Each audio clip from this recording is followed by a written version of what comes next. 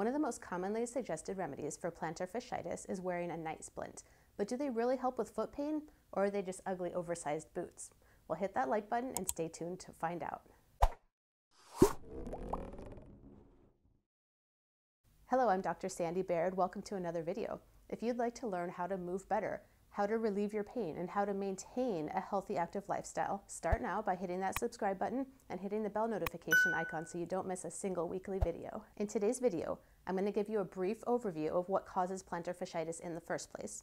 I'm going to talk about why you'd want to wear a night splint and whether or not it will actually help you resolve your foot pain. And finally, I'm going to talk about the other steps that you need to take in order to fully resolve your plantar fasciitis. You're going to want to stick around to the end of this video because I'm going to share with you a resource that is the ultimate guide to resolving your plantar fasciitis. Oftentimes, professional treatments are necessary, but if you can catch things early, you can sometimes resolve things or at least keep them from getting worse with some solid, focused home care. And we'll talk more about that later. Plantar fasciitis is a painful condition on the bottom of the foot, usually in the heel. It's worse first thing in the morning, and it can be severely painful in such a way that it starts to limit your work activities, your athletic activities, your recreational activities, and it's named after the tissues on the bottom of the foot, the plantar side of the foot. So plantar fasciitis can last for months, even years, if not treated.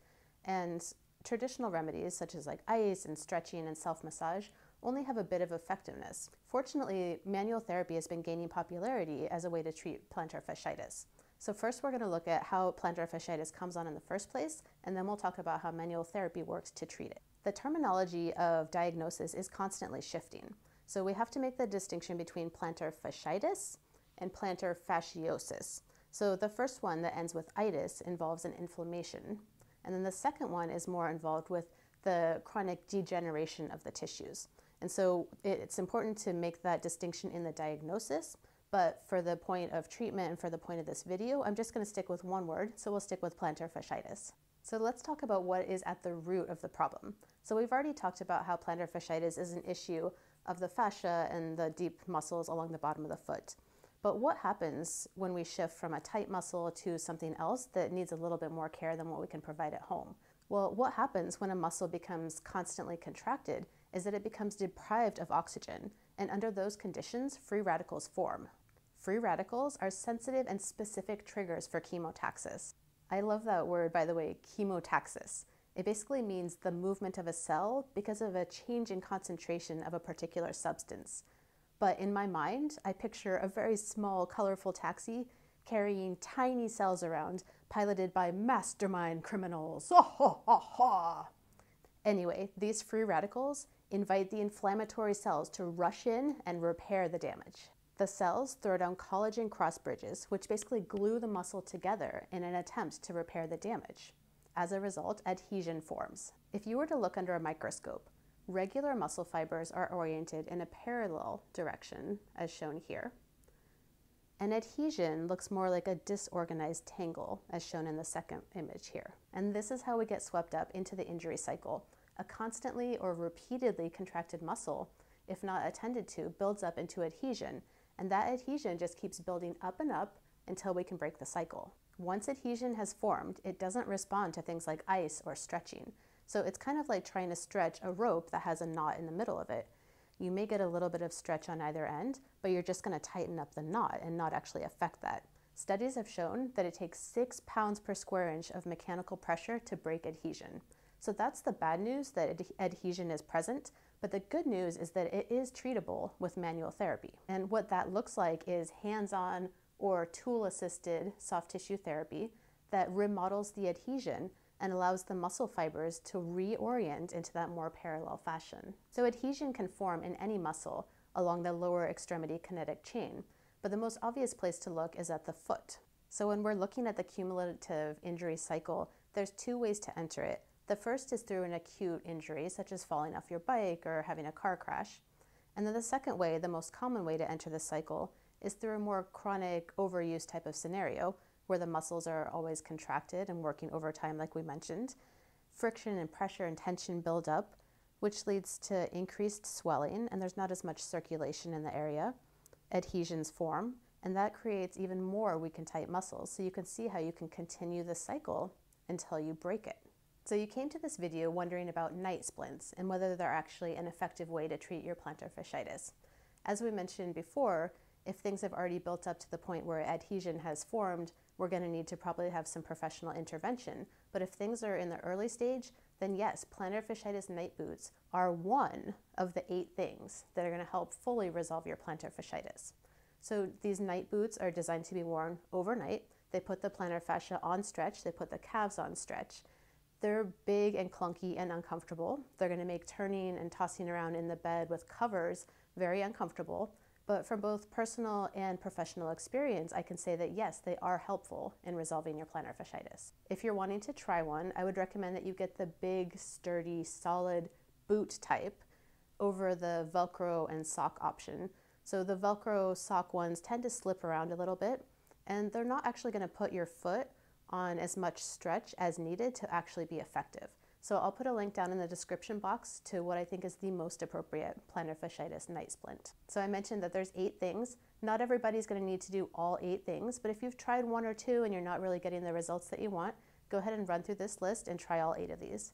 So number 1, like we mentioned, is that night splint. So that's just something that you wear overnight, and it's a passive remedy. Step 2 is static calf stretching. So these are positions that you initiate with your own body, and you generally hold for about 30 to 60 seconds. If you don't already know how to stretch your calves, I'm going to link a video right up here. You can check that out. It's going to show you the best ways to stretch into the deep calf muscles and the superficial calf muscles. So let's move on to the next step. Step 3 is self-myofascial release, and this is basically to break down the tightness in various muscle groups. There's a lot of different tools on the market, from foam rollers to massage balls to other things, and I'll link a few of my favorites down in the description box. It's important to work on several areas that contribute to the adhesion, so that means not just working on the bottom of your foot. You're going to need to work on your calf, your hamstring, your adductors, and the side of the hip and glute muscles. Step 4 is strengthening your glute and hip muscles.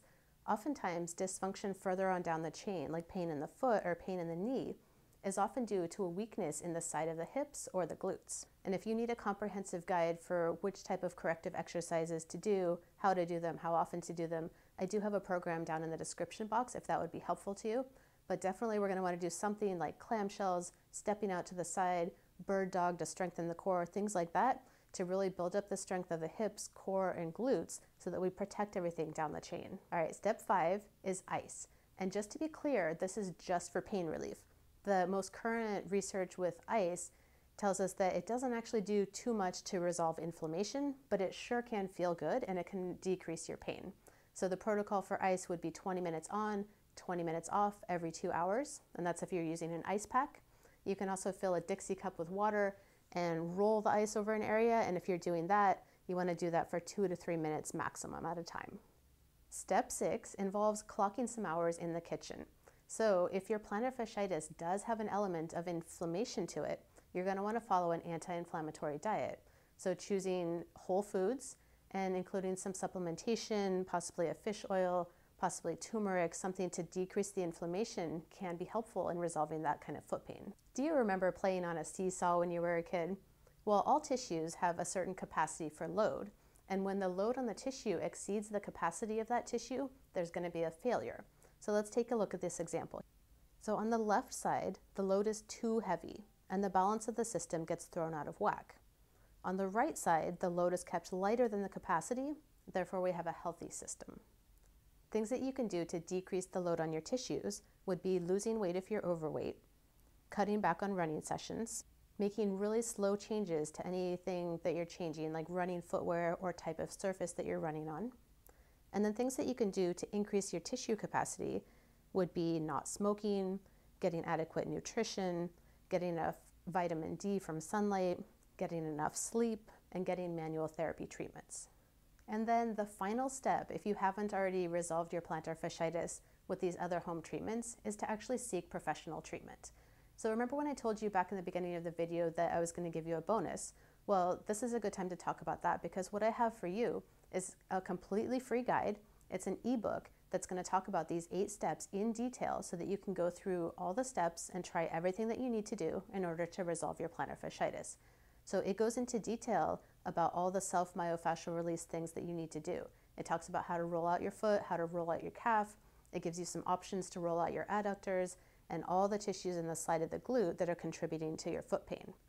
The book is also going to go into more detail about adhesion, what it is, where it builds up, and including some commonly overlooked areas that we actually find it in. And then it dives into some of the professional treatments that we do for plantar fasciitis, including manual therapy, chiropractic adjustments, kinesiotape, and other supportive therapies. This isn't something you're going to want to miss if you want to fully get rid of your plantar fasciitis. So head down to the description box and click that link to get your 8 steps to fixing plantar fasciitis ebook download.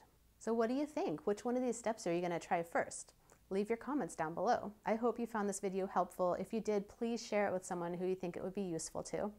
And if you haven't already subscribed to my channel, you can do that right over here. I also have more videos right over here that you might be interested in. All right, thank you for watching, and we'll see you on the next one.